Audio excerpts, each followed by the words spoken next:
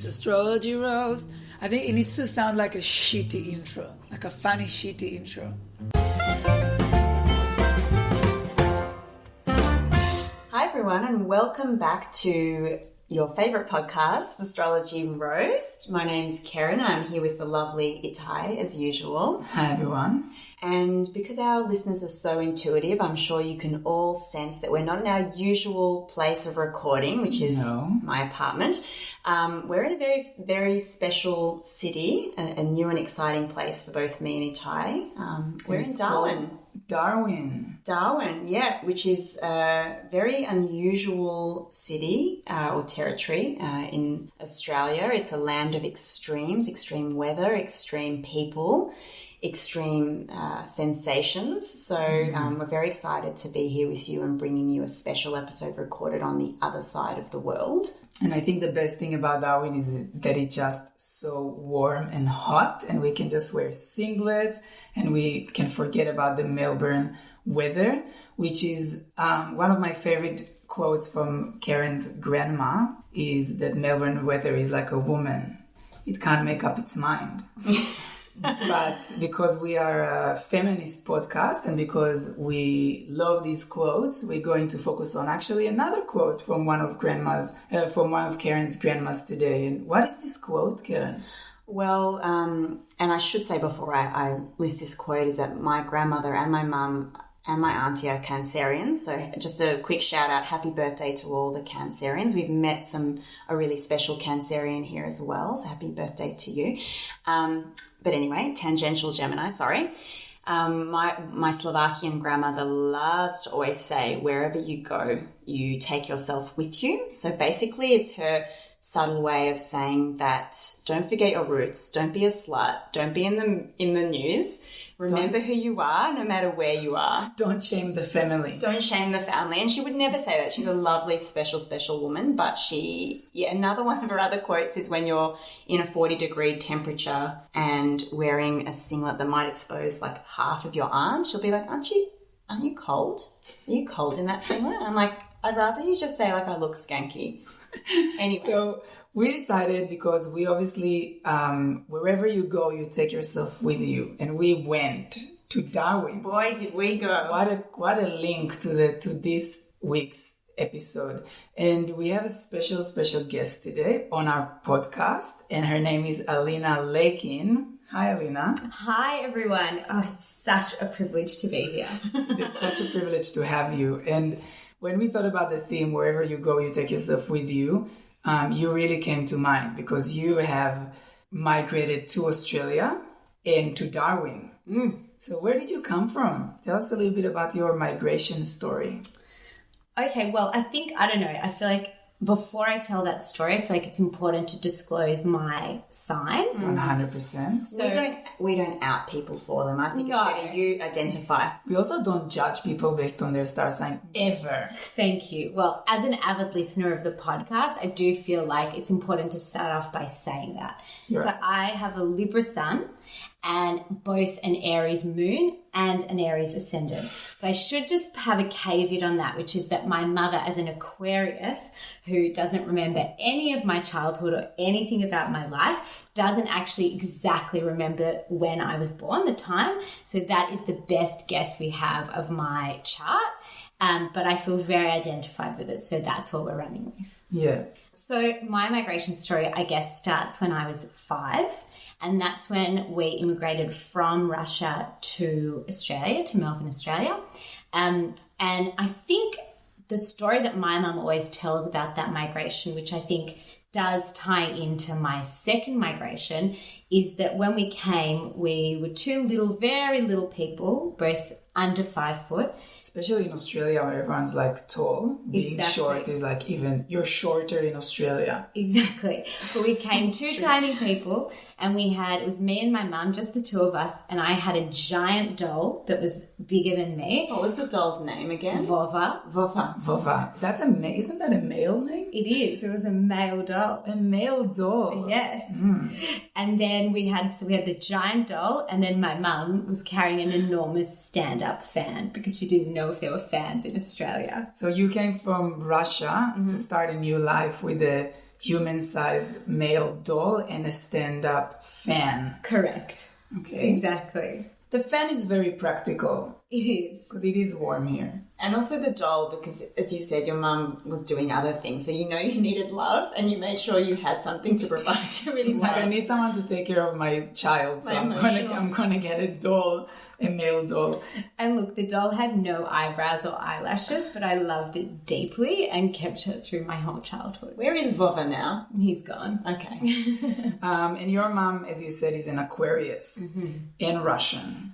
And your grandma is a Scorpio, where we spoke about, which leads me to my theory that I have about Alina. So I feel like I really love you, Alina, and you're one of my dear friends in Australia. There's always Australia?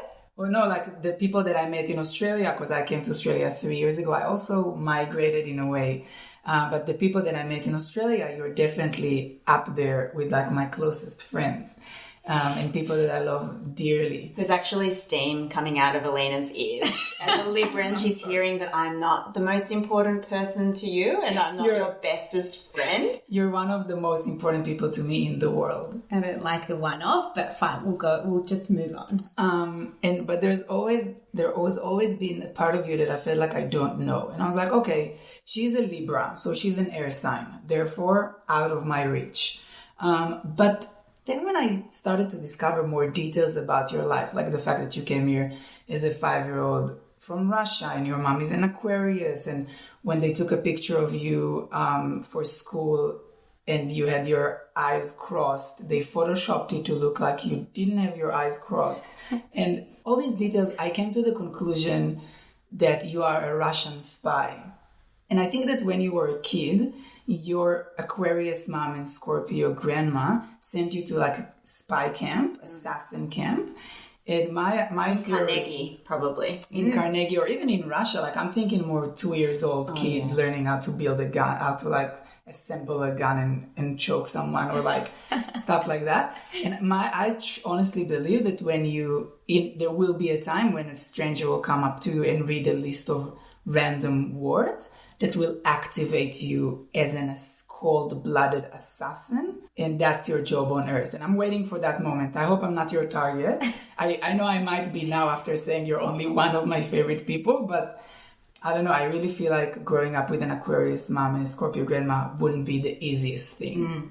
Look, I like the theory. I have a question for the experts. If that were true, which star sign do you think would be my target?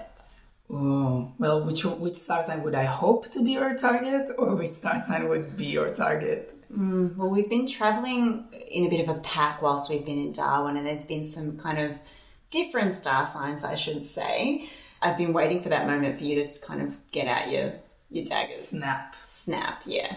I don't know. I think whoever your target is will be a justified target, because I think it's worth mentioning that as a Libra, you reached your Libra potential by being a lawyer.